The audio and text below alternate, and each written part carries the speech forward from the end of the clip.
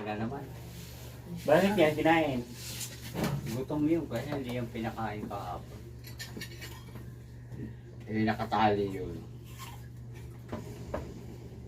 Eh, nakakainis eh. Pagka ano, sisirain yung kuwan. Magwawalis ka. Kuwang-kuwang ka, makalingon ka. Kalat na naman. Kaya inano na naman niya yung walis.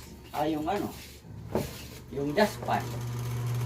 Kinakpak na naman. Wala na nga eh.